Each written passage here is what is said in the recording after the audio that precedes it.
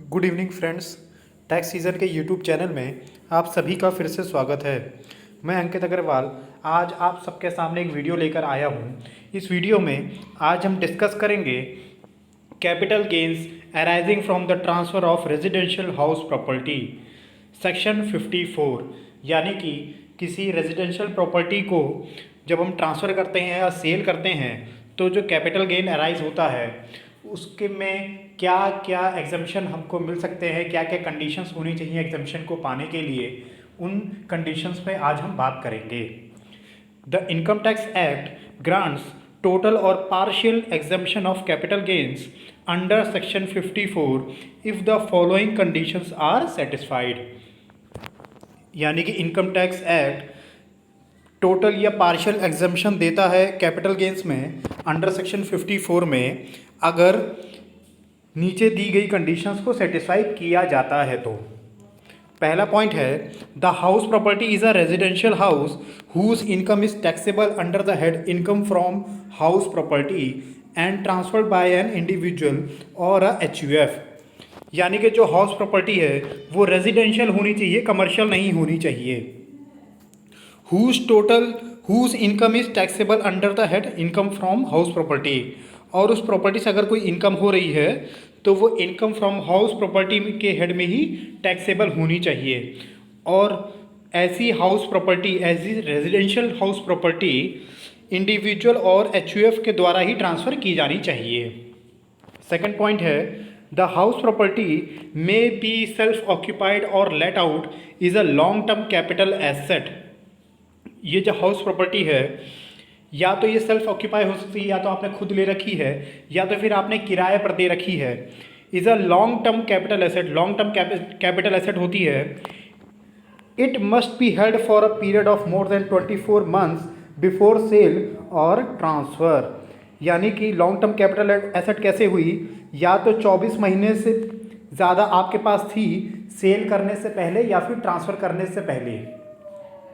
The SSE will have to purchase or construct a residential house to avail the exemption।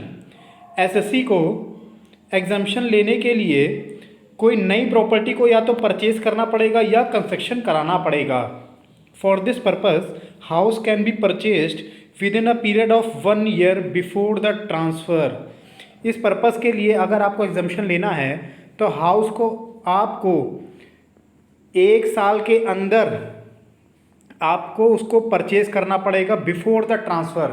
आप जो भी property अपनी cell कर रहे हैं और उसके एवज में आप दूसरी जो नई प्रॉपर्टी परचेज़ करने जा रहे हैं तो आपको 1 साल पहले ही आपको परचेज़ करना होगा, या फिर आपको ट्रांसफ़र के 2 साल के अंदर आपको परचेज़ करना होगा। यहाँ पे न्यू प्रॉपर्टी की बात की जा रही है। न्यू प्रॉपर्टी या तो आप ट्रांसफ़र से पहले के 1 साल के अंदर या तो खरीद लें, या तो फिर ट्रांसफ़र करने के बाद के 2 साल के अंदर आप नई प्रॉपर्टी खरीद लें। House can be constructed within 3 years from the date of transfer to avail the exemption.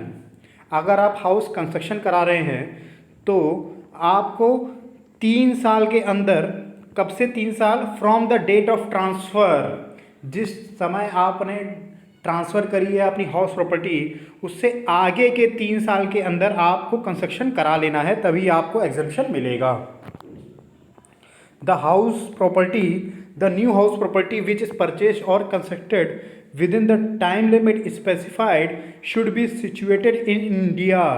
यानी कि जो भी नई प्रॉपर्टी आप परचेज कर रहे हैं या कंस्ट्रक्शन करा रहे हैं स्पेसिफाइड टाइम लिमिट में, जो कि टाइम लिमिट मैंने ऊपर बताई है 2 साल या 3 साल, वो इंडिया में सिचुएटेड होनी चाहिए, इंडिया में ही होनी चाहिए। 6 पॉइंट है construction of the house should be completed within 3 years from the date of transfer. कहने का मतलब ये है जो भी नई प्रॉपर्टी का आप कंस्ट्रक्शन करा रहे हैं वो 3 साल के अंदर हो जाना चाहिए from the date of transfer. Transfer से की डेट से 3 साल के अंदर हो जाना चाहिए। Date of commencement of construction is irrelevant.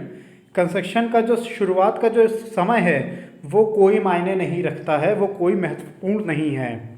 Construction may be commenced even before the transfer of the house. Construction जो नई प्रॉपर्टी का हो रहा है वो हाउस के ट्रांसफ़र होने से पहले भी शुरू किया जा सकता है। The house property so purchase और constructed has not been transferred within a period of 3 years from the date of purchase और कंस्ट्रक्शन। सबसे इंपॉर्टेंट पॉइंट है, जो भी नई प्रॉपर्टी आपने परचेज करी है वो आगे के 3 साल तक आपको अपने पास ही रखनी है। 3 साल के अंदर अंदर आपको उसे फर्दर ट्रांसफ़र नहीं करना है, तो ही आपको कैपिटल गेन में एग्जम्पशन मिलेगा। If the new house property is transferred within a period of 3 years from the date of its purchase और कंस्ट्रक्शन, यानी कि जो भी नई प्रॉपर्टी आपने ट्रांसफ़र करी है within a period of 3 years from the date of its purchase और कंस्ट्रक्शन, अगर 3 साल से पहले ही आपने परचेज या कंस्ट्रक्शन जो आपने कराया था और 3 साल के अंदर ही उस नई हाउस प्रॉपर्टी को भी आपने फर्दर ट्रांसफ़र कर दिया है, तब क्या होगा, the amount of capital gains arising therefrom together with the amount of capital gains exempted earlier, यानी कि अगर आपने फर्दर ट्रांसफ़र कर दिया है तो उस पर तो कैपिटल गेन लगेगा ही लगेगा, साथ में जो आपने पिछला कैपिटल गेन जो आप एग्जम्प्ट करके लेके आए थे वो भी चार्जेबल हो जाएगा, will be chargeable to tax in the year of sale of the new house property. आइए अब अमाउंट ऑफ एग्जम्पशन के बारे में जान लेते हैं क्या होगा। If the amount of capital gain is less than the cost of new house property the entire amount of capital gains is exempt from tax, यानी कि अगर कैपिटल गेन का अमाउंट कम है और जो नई आप प्रॉपर्टी परचेस कर रहे हैं उसका कॉस्ट ज़्यादा है, तो जो entire amount of capital gain है वो पूरा का पूरा एग्जेम्प्ट हो जाएगा, उस पर कोई टैक्स नहीं लगेगा। On the other hand, if the amount of capital gains is greater than the cost of the new property the difference between the amount of capital gains and the cost of new house property is chargeable to tax as capital gains, यानी कि अगर capital gain ज़्यादा है और new property का cost कम है तो जो भी दोनों में डिफरेंस होगा उस पर आपको टैक्स देना पड़ेगा। If the amount of capital gain does not exceed ₹2 crore the assessee can purchase और कंस्ट्रक्ट 2 रेजिडेंशियल हाउस प्रॉपर्टी। अगर आपका कैपिटल गेन का अमाउंट 2 करोड़ से ज़्यादा नहीं है तो एसएससी 2 रेजिडेंशियल हाउस प्रॉपर्टी को या तो परचेज कर सकता है या फिर कंस्ट्रक्शन करा सकता है। However this concession is available only once in lifetime, और ये जो कंसेशन है ये केवल लाइफ में एक ही बार ही मिलेगा। सो फ्रेंड्स, अगर आपको मेरी ये वीडियो अच्छी लगी हो तो इसको ज़रूर लाइक करिएगा, अपने फ्रेंड्स के साथ शेयर करिएगा और मेरे चैनल को ज़रूर से ज़रूर सब्सक्राइब करिएगा और बेल आइकन दबाइएगा ताकि आपको फ्यूचर में अपलोड होने वाली सारी वीडियोज़ के नोटिफिकेशन आते रहें। Thank you so much.